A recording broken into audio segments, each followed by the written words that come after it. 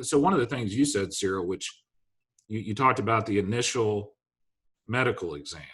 Correct. The And, autopsy. Yes, sir. yeah. And as a lawyer, when I saw that come out, first of all, in a case like this, you would expect the medical examiner to spend a little bit more time. That came out so fast. It was so rushed. You know this was going to be a big issue. I cannot believe they came out that fast. But there was so much nonsense in that thing.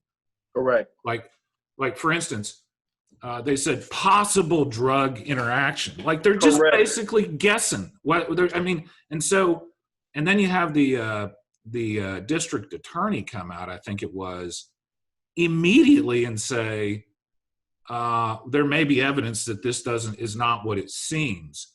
And we all saw the damn thing on video. And so it looked to me and a lot of people, I think, that there was that they were starting to basically cover the thing up, like happens far too often. And that might have something to do with why there was so much anger. What are your thoughts on that, Cyril?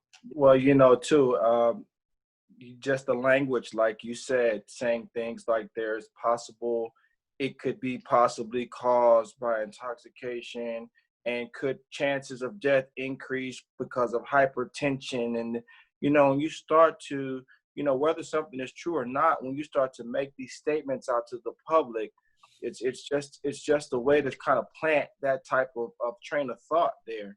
Yeah. And that's initially what I thought too, was it was a little bit of legal posturing and some gesturing just to kind of prepare that narrative for the other side. I knew once they brought the independent doctor in, there were going to be some different findings there, which, as there were. But, and it's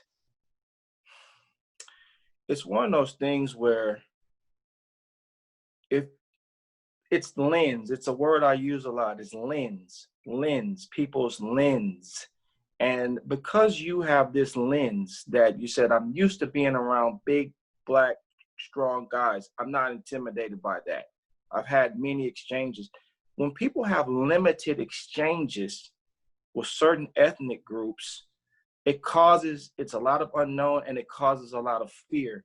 And we both know that fear is based on ignorance. What to God be the glory is doing in George Floyd's memory is setting up some programs that can bridge those kind of gaps, tear that ignorance down, create some non-threatening situations where cops and members of law enforcement that don't normally socialize with people from certain ethnic groups can have a chance to have some exchanges through things like 3-on-3 basketball games, softball games, kickball games, where you're showing up and you're not in your uniform and you don't have your gun. And now, of course, this is going to take a little bit of preparation on both sides, to kind of set the stage to bring these groups together. But I think that's something that to God be the glory can do to honor George's memory, because I can move in and out of these circles. Yeah. I can move in and out of these circles. And you and I are a lot alike like that. Yeah, like we can get in both of these circles, but so many people, they're just completely stuck in one bubble. Correct. Yeah. And when you run across someone that you're not familiar to having exchanges with, well, then there's a lot of misjudgment, misinterpretation, and in this case, just total disaster. But what are some things that we can do to make this situation better? One thing I think everyone just needs to take a deeper look at themselves in the mirror. And that's not to say that if you're taking a deeper look at yourself in the mirror that you're being an admitted racist, because that's not the case. Just we need to do a little soul searching.